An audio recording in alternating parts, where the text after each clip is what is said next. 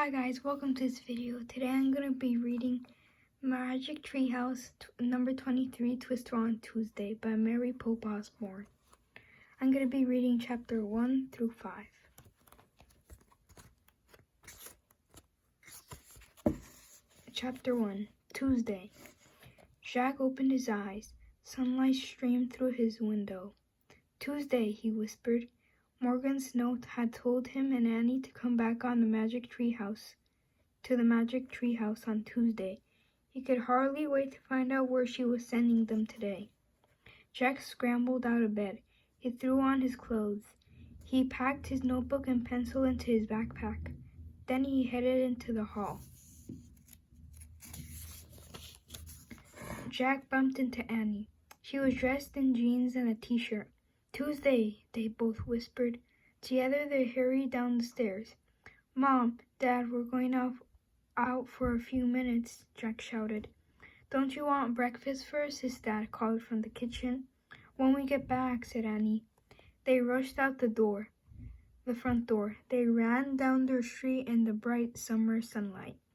A warm wind gently shook the trees as Jack and Annie headed into the Frog Creek woods. Soon they came to the tallest tree in the woods. The Magic Tree House waited for them in the high branches. Jack and Annie grabbed the rope ladder and climbed up. Inside the shady tree house, the note from Morgan was still on the floor. Dear Jack and Annie, Camelot is in trouble. To save the kingdom, please find these 4 special kinds of writing from my library. Something to follow, something to send, something to learn, something to lend. Thank you, Morgan. Okay, said Jack. We have the first writing, something to follow. He picked up a list from the Civil War. And we have the second, said Annie, something to send. She picked up a letter from the Revolutionary War. Now we need the third, said Jack, something to learn. No problem, said Annie. She grabbed the book lying in the corner. I hope we're not going to another war. Jack and Annie looked at the cover. It showed a field of tall green grass. The title was Life on the Prairie. The prairie, said Annie. We already went to the prairie the time we met Black Hawk. Yeah, said Jack, remembering their adventure with the Native American boy. He opened the book and turned to a picture of an old-fashioned train crossing the prairie. Oh, he said, I get it. Trains crossed the prairie after the pioneers came. Then, when we went to the prairie before, Native Americans were the only people who lived there. So we must be going to pioneer time, said Annie. I think so, said Jack.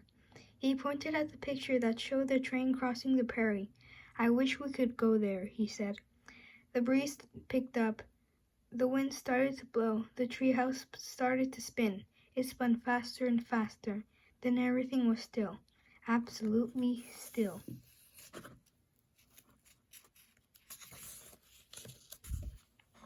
Chapter 2, Signs of Life. Jack opened his eyes. He was wearing pants with suspenders and a shirt with the sleeves rolled up. And in place of his backpack was a leather bag. Annie was wearing a long dress and sun bonnet. I like my hat, she said. It'll keep the sun off my face. Yeah, except the sun's not shining, said Jack. He and Annie looked out the window. The sky was cloudy. The treehouse had landed in a small grove of trees near a creek. Beyond the trees was a wide open prairie. Green grass and wild flowers swayed in a chilly wind. In the distance, a train puffed across the prairie. Sparks of fire came out of its smokestack. Huge clouds of black smoke billowed into the gray sky. Wow, said Jack. He looked at the picture of the train in their book and read, After the Civil War, the U.S. government built railroads to link the eastern and western parts of the country. By the 1870s, steam engines carried people across the Kansas prairie. Jack pulled out his notebook and wrote, 1870s, train across Kansas. Let's get going, said Annie. We have to find that special writing for Morgan.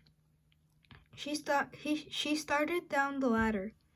Jack packed his things in his leather bag and climbed down after her. When he stepped onto the ground, Jack looked toward the west. The train was gone. Only a thin trail of smoke floated across the sky. That train was cool, said Jack. Yeah, and so is that, said Annie. She pointed in the other direction. Far away in the distance, a line of covered wagons rolled through the rippling grass. Their white coverings billowed in the breeze. Jack pulled out his research book. He found a picture of the wagon train. He read aloud. Wagons were the most common way for families to travel west. They could carry clothes, tools, food, and water. A line of wagons was called a wagon train. The white cloth covers over the wagons also made them look like sailing ships or schooners. For this reason, covered wagons were sometimes called prairie schooners. Jack looked at the wagons again. They did look like ships sailing across the rippling green sea. He wrote in his notebook, "Covered wagons equals prairie schooners." "Let's get a closer look," said Annie. She took off across the grass. Jack put away his things and ran after her. As they ran, the wind began to blow harder. The clouds overhead grew darker. Wait, Jack finally called to Annie. "We'll never catch up to it." They both stopped running. Panting, they watched the wagon train vanish over the horizon. Jack took a deep breath. "What now?" he said. They looked around. All Jack could see was the distant grove of trees with a treehouse. With the train and wagon train gone, there was no sign of life anywhere. No pioneer cabins, no Native American teepees. "How could they find the special writing?" said Jack. "There's nothing out here." "Oh yeah," said Annie. "What's that?" She pointed at the rusty pipe sticking out from the top of a small hill. Steaming from the pipe was a column of black smoke. "Oh man," said Jack. "That's definitely a sign of life." Chapter 3. One-Room Schoolhouse. "Let's check it out," said Annie. She and Jack walked up the little hill.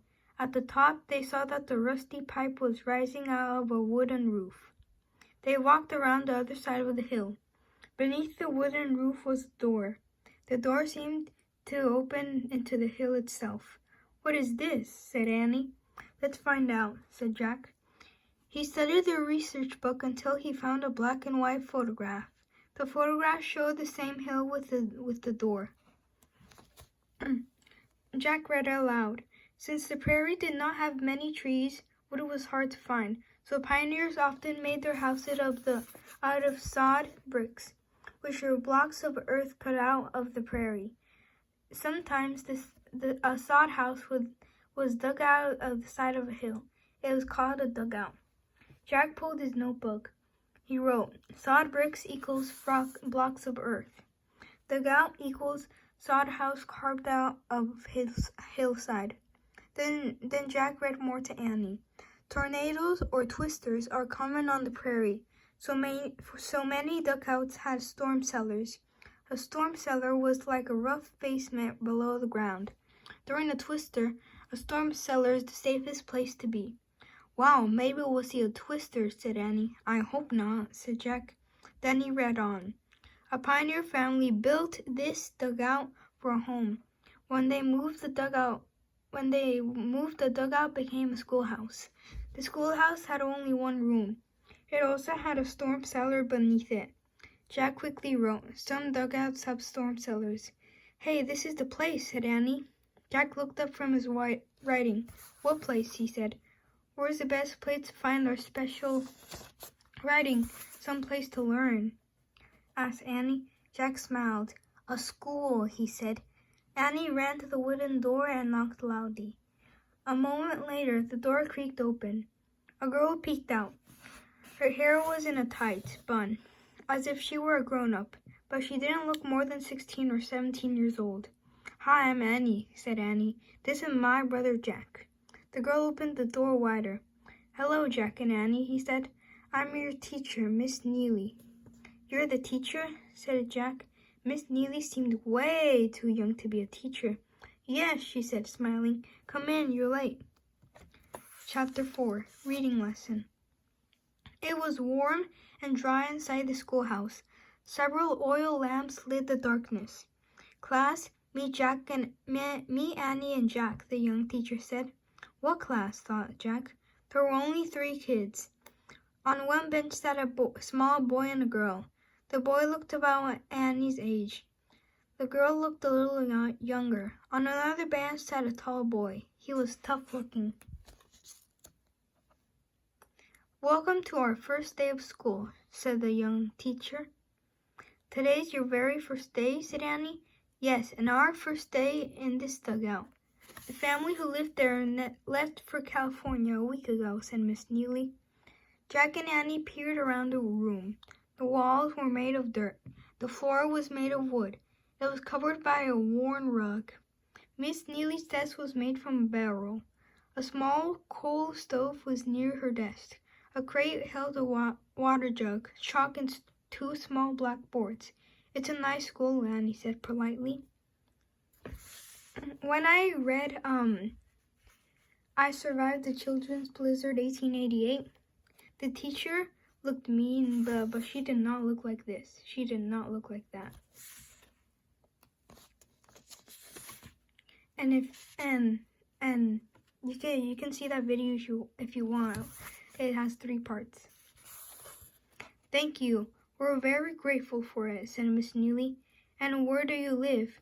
Well, we actually, Jack started. Then he stopped. He wasn't sure what to say. Actually, we don't live around here, Annie said. We're passing through. You must be from the wagon train I saw this morning, Miss Neely said. Annie nodded. Jack smiled. Good work, Annie, he thought. We can only stay a little while, he said. How exciting for you, said Miss Neely. Heading west on a wagon train. Where are you going? California, Annie said. California, that's wonderful, isn't it, class? Miss Neely said to the others. Yes, ma'am, said the 2 younger children. The older boy barely nodded. Have you ever been to school before? Miss Neely asked Annie. Yes, ma'am, Annie said. We both know how to read and write.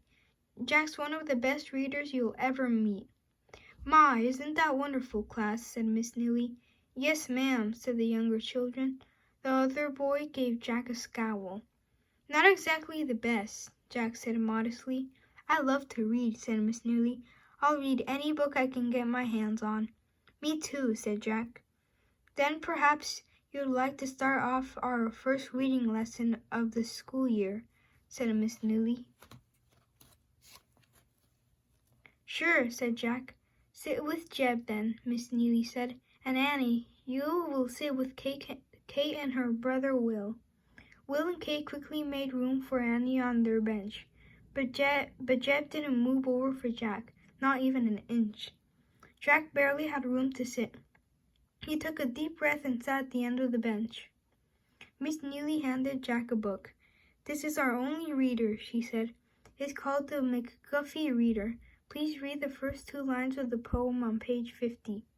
Oh, sure, ma'am, said Jack. He turned to page 50. He pushed his glasses into place. Then he read aloud, Twinkle, twinkle, little star, how I wonder what you are.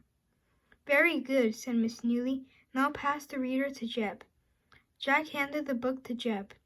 Jeb, please read the next 2 lines, said Miss Neely. The older boy cleared his throat and stared at the page.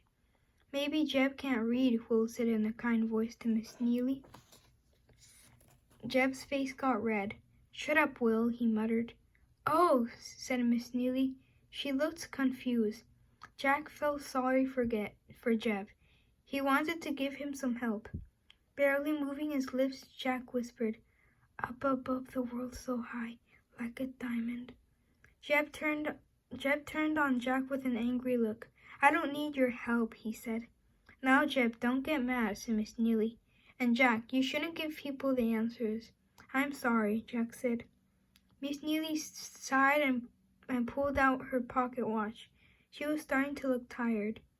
"Why don't you all go outside and have your noon meal?" she said. "I'll stay in and prepare for our next lesson." Miss Neely opened the door of the sod hut. Annie, Kate, and Will bounced up from their seats and started cheerfully out of the schoolroom. Jack turned to Jeb. "Hey, sorry for what happened," Jack said. Jeb just glared at him and didn't say anything. "Come on, Jack," Annie called outside the hut. "Kate wants us to eat with them." Jack hurried out the door, but he didn't look back at Jeb. One more chapter. The air outside was strangely still. The dark clouds still hovered in the distance. "Storm's coming," said Will. "We have to eat quickly before it starts to rain," said Kate. She and Will sat down on the grass. Annie and Jack sat beside him. Will opened a small burlap sack. He took out 4 lumpy objects. They looked like dark rocks. "Here, there's one for each of us," said Kate. "One what?" asked Annie, frowning. "Sweet potatoes," said Will. He gave a potato each to Kate, Annie, and Jack. No thanks," said Jack, trying to give his back. "We don't want to take your lunch." "We have enough. Keep it," said Kate. "What do you do with it?" asked Annie, holding up her potato. Kate laughed. "Just bite," she said, "like this." Kate and Will bit into the cold, sweet potatoes as if they were apples. "Cool," said Annie. She took a big bite out of her potato too.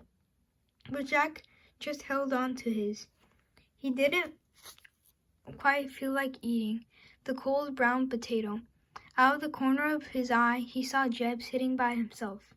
The big kid didn't seem to have any lunch at all. Jack thought he'd try to be friends one more time. "Hey, Jeb," he called out. "I'm not hungry. You want my sweet potato?" Jeb gave Jack a mean look. "I could have brought my own lunch if I wanted to eat," he said. "Oh, sure," said Jack. Jeb narrowed his eyes. "You making fun again?" he said. "I'm warning you. Do that one more time and I'll fight you." Jack couldn't believe it. This kid took everything he said the wrong way. "Hey," Annie said. "Leave my brother alone. You're nothing but a bully, Jeb." "Annie, stay out of this," said Jack. But Jeb just laughed. Then he stood up and walked back into the schoolhouse. Jack felt angry. He hoped they wouldn't find the special. He hoped they would find the special writing soon so they could leave. Will seemed to have read Jack's mind. "Don't worry about him," Will said to Jack. "He's never been to school before." "Oh, so he's embarrassed?" Annie said. "Why hasn't he been to school?" said Jack. "Because he has to work in the field all the time," said Will. "I heard him tell Miss Neely he walked 5 miles to get here today," Kate said. "So he must have really wanted to come." "Wow," said Annie. "How far did you and Will walk?" "Only 2, said Kate. 2 what?" asked Annie. "Miles," said Kate. 2 miles, Jack repeated. The Prairie Kids nodded. "It must be learning living out here," Annie said. Will and Kate nodded again. "Do you live in a sod house?" Jack asked. "We used to," said Will. "But it was always dirty, so our pa built us a log cabin." He cut trees near the creek," said Kate. "Then he made the cabin by hand." Before Annie or Jack could ask another question, thunder cracked in the sky. Then rain started to fall. It fell fast and hard. Everybody jumped up. Come in," Miss Neely called from the doorway. They ran back inside. The wind slammed the door behind them with a bang. That's all for this part. I hope you I'll do the next part a little sooner. Bye. Don't forget to subscribe.